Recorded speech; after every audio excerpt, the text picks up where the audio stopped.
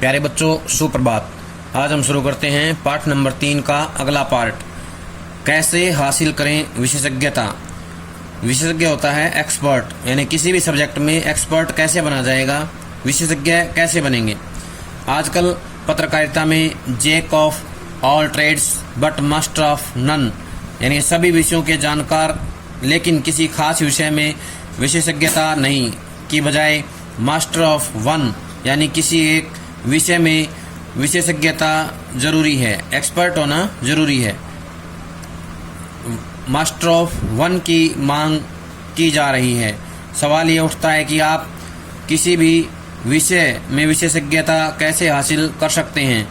इस सिलसिले में सबसे ज़रूरी बात यह है कि विषय में विशेषज्ञता हासिल करने के लिए या जिस विषय में आप विशेषज्ञता हासिल करना चाहते हैं उस विषय के बारे में आपको सबसे पहला ध्यान रखना है रुचि। आप जिस भी विषय में विशेषज्ञता हासिल करना चाहते हैं उसमें आपकी वास्तविक रुचि होनी चाहिए, यानी कि आपका इंटरेस्ट सबसे महत्वपूर्ण है। इंटरेस्ट उस विषय में होना चाहिए। इसके साथ ही अगर आप उस विषय में विशेषज्ञता हासिल करना चाहते हैं तो बेहतर होगा कि आप उच्चतर माध्यमिक यानी कि +2 और स्नातक स्तर पर, स्नातक होता है BA, क्या होता है स्नातक BA, स्नातक स्तर पर उसी या उससे जुड़े विषय में पढ़ाई करें। इसके अलावा अपनी रुचि के विषय में पत्रकारीय विशेषज्ञता हासिल करने के लिए आपको उन विषयों से संबंधित पुस्तकें खूब पढ़नी चाहिए। विशेष लेखन के क्षेत्र में सक्रिय लोगों के लिए खुद को अपडेट रखना बेहद ज़रूरी होता है। इसके लिए उस विषय से जुड़ी खबरों और रिपोर्टों की कटिंग करके फाइल बनानी चाहिए। साथ ही उस विषय के प्रोफेशनल्स यानी कि जो जानकार हैं, एक्सपर्ट हैं, प्रोफेशनल विशेषज्ञों के लेख और विश्लेषणों की कटिंग भी सहेज कर रखनी चाहिए, यानी कि इकट्ठी करके रखनी चाहिए। एक तरह से आपको उस विषय में जितनी संभव हो संदर्भ सामग्री जुटा कर रखनी चाहिए। इसके अलावा उस विषय का शब्दकोश और इनसाइक्लोपीडिया भी आपके पास होनी चाहिए। शब्दकोश और इनसाइक्लोपीडिया भी हमें उस विषय की अपने पास रखनी है। यही नहीं, जिस विषय में आप विशेषज्ञता हासिल करना चाहते हैं उससे जुड़े सरकारी और गैर सरकारी संगठनों और संस्थाओं की सूची, उनकी वेबसाइट का पता, टेलीफोन नंबर और उसमें काम करने वाले विशेषज्ञों के नाम और फ़ोन नंबर अपनी डायरी में ज़रूर रखिए। दरअसल एक पत्रकार की विशेषज्ञता कुछ हद तक उसके अपने सूत्रों और स्रोतों पर निर्भर करती है। जैसे अगर आप आर्थिक विषयों पर विशेषज्ञता हासिल करना चाहते हैं और आपके पास परिचित अर्थशास्त्रियों और बाजार विशेषज्ञों के नाम और फ़ोन नंबर हैं तो आप उनसे बातचीत करके किसी घटना, फैसले या नीति के विभिन्न पहलुओं को समझ सकते हैं या उसका निहितार्थ जानने की कोशिश कर सकते हैं। आप अपनी रुचि के क्षेत्र या विषय में विशेषज्ञता विकसित कर सकते हैं, लेकिन एक बात अवश्य याद रखनी चाहिए कि विशेषज्ञता एक दिन में नहीं आती। विशेषज्ञता एक तरह से अनुभव का पर्याय है। जैसे अनुभव धीरे धीरे आता है वैसे ही विशेषज्ञता धीरे धीरे बन जाते हैं या विशेषज्ञता आ जाती है। उस विषय में निरंतर दिलचस्पी और सक्रियता ही आपको विशेषज्ञ बना सकती है। जैसा कि हम पहले चर्चा कर चुके हैं, विशेष लेखन का दायरा बहुत बड़ा है और इसके कई पहलू हैं। हम यहाँ हर एक क्षेत्र के बारे में अलग अलग चर्चा करने की बजाय कुछ चुनिंदा क्षेत्रों में विशेष लेखन की बारीकियों और उनकी शैली पर चर्चा करेंगे। कारोबार और व्यापार। अगर आप रोज़ समाचार पत्र पढ़ते हो तो आपने ध्यान दिया होगा कि समाचार पत्र में कारोबार और अर्थ जगत से जुड़ी खबरों के लिए अलग से एक पृष्ठ होता है। कुछ अखबारों में आर्थिक खबरों के 2 पृष्ठ प्रकाशित होते हैं। यह कहा जाए तो गलत नहीं होगा कि समाचार पत्र में अगर आर्थिक और खेल का पृष्ठ न हो तो वह संपूर्ण समाचार पत्र नहीं माना जाएगा। यानी समाचार पत्र तभी पूरा होता है जब उसमें आर्थिक और खेल जगत की बातें आती हैं या समाचार आते हैं। इसकी वजह यह है कि अर्थ यानी धन हर आदमी के जीवन का मूल आधार है। हमारे रोज़मर्रा के जीवन में इसका खास महत्व है। हम बाजार से कुछ खरीदते हैं, बैंक में पैसे जमा करते हैं, बचत करते हैं, किसी कारोबार के बारे में योजना बनाते हैं या कुछ भी ऐसा सोचते या करते हैं जिसमें आर्थिक फायदे, नफ़ा नुकसान आदि की बात होती है, तो इन सब का कारोबार और अर्थ जगत से संबंध होता है। प्यारे बच्चों, ये गतिविधि है। 2 अखबारों में कारोबार और अर्थ जगत के पृष्ठ को ध्यान से पढ़िए। उनमें प्रकाशित खबरों की एक सूची बनाइए। उन खबरों की भाषा में इस्तेमाल शब्दों की भी एक सूची बनाइए। आर्थिक विषयों पर प्रकाशित टिप्पणियों और विश्लेषणों को ध्यान से पढ़िए। इन सब के आधार पर 200 शब्दों की एक रिपोर्ट तैयार कीजिए और बताइए कि आर्थिक विषयों पर लेखन अन्य प्रकार के पत्रकारीय लेखन से किस प्रकार अलग है।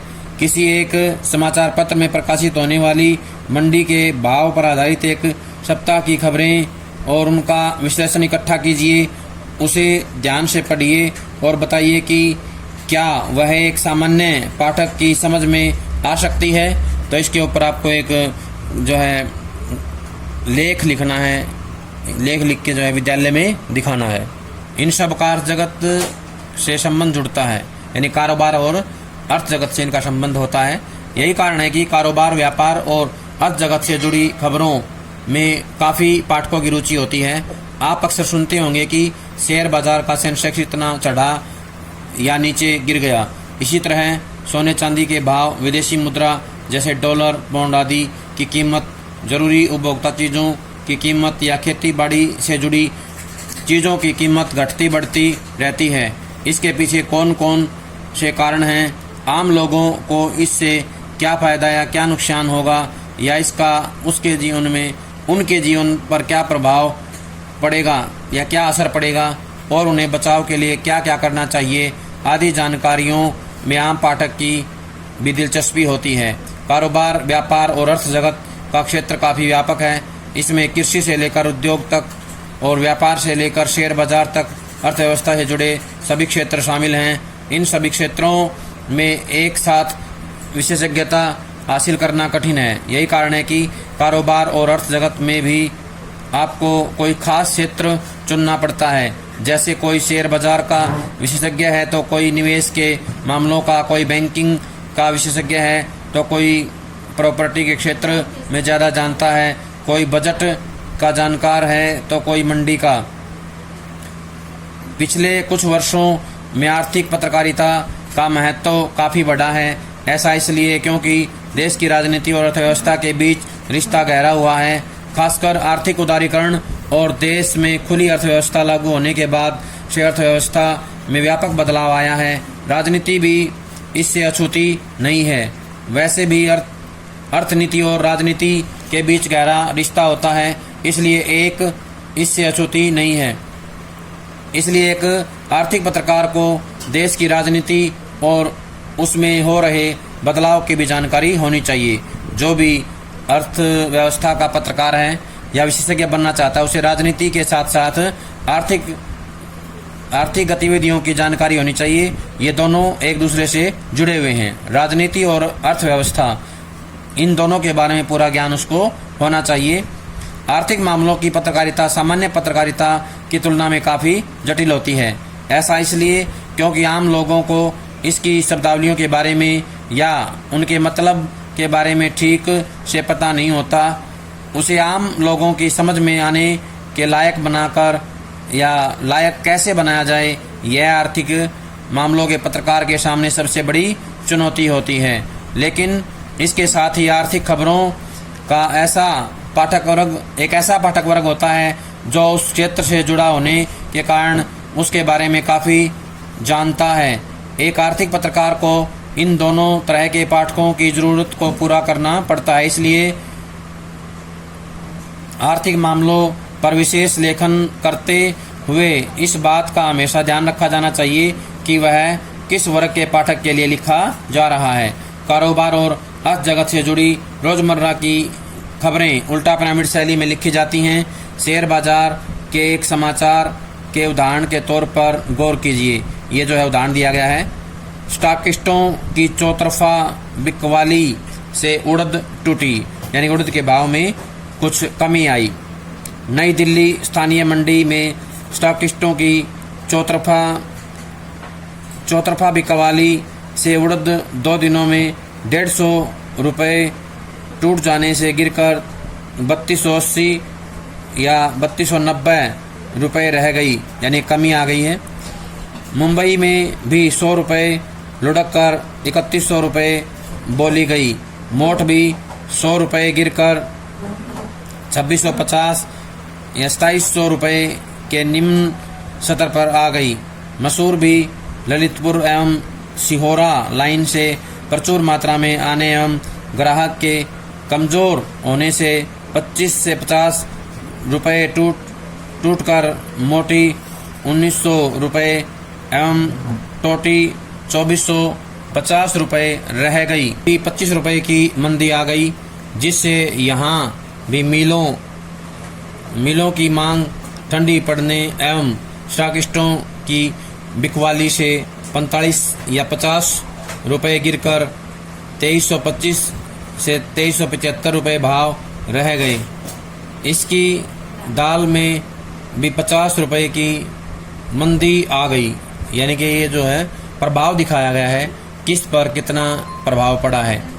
इन रोजमर्रा की खबरों के अलावा सोने की बढ़ती कीमतों का विश्लेषण करता एक फीचर प्रस्तुत है, जो विशेष लेखन का एक अच्छा उदाहरण है।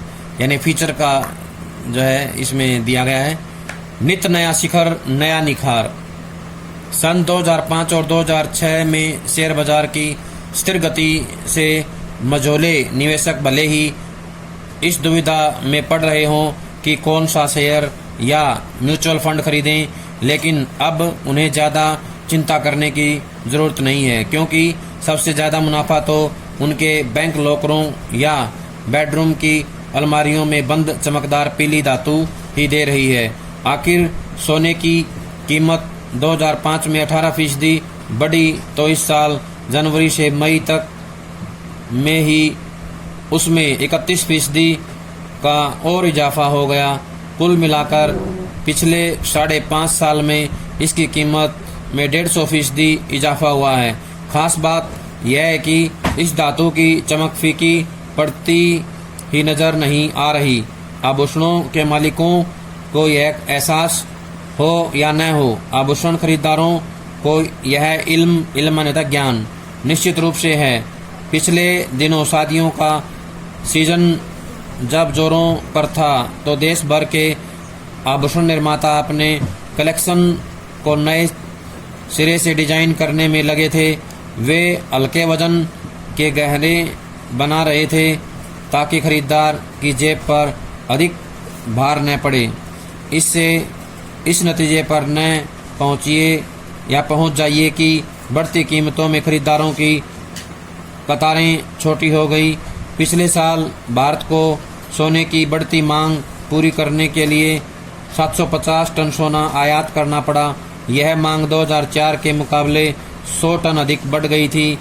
विश्व स्वर्ण परिषद को इसमें इस साल कोई नाटकीय बदलाव आने की उम्मीद नहीं है।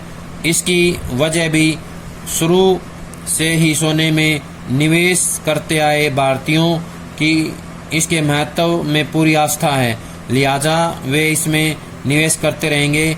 उन्हें पूरी उम्मीद है कि साल के अंत तक सोने की कीमतें 12,000 प्रति 10 ग्राम को छूने लगेंगी। अन्य संपत्तियों के विपरीत सोने को निवेशकों और उपभोक्ता दोनों ही खरीदते हैं, यानी कि निवेशक और उपभोक्ता दोनों का इंटरेस्ट बना रहता है। पहली श्रेणी के लोग इसे मुनाफा कमाने के लिए खरीदते हैं, तो दूसरे अपने शौक पूरे करने के लिए। आज भारत और विदेश में दोनों ही तरह के खरीदार सक्रिय हैं। हालांकि सोने की कीमतें शेयर बाजार, सरकारी बॉन्ड या अचल संपत्ति की कीमतों से अधिक प्रभावित नहीं होती। इस तरह इस बार इस कीमती धातु की कीमत इनसे टक्कर ले रही है। भारत और चीन में औद्योगिक मांग बढ़ने से तांबा, जिंक और इस्पात की कीमतें भी पिछले 2 साल से बढ़ती जा रही हैं। इस तरह पिछले 12 महीनों में सोने की कीमतों में 45% उछाल आया है। इसके बावजूद यह वृद्धि तीसरे नंबर पर है, क्योंकि तांबे ने 116% और चांदी ने 78% बढ़ोतरी दर्ज की है। ईंधन की कीमतें भी मानो आग में घी का काम कर रही हैं।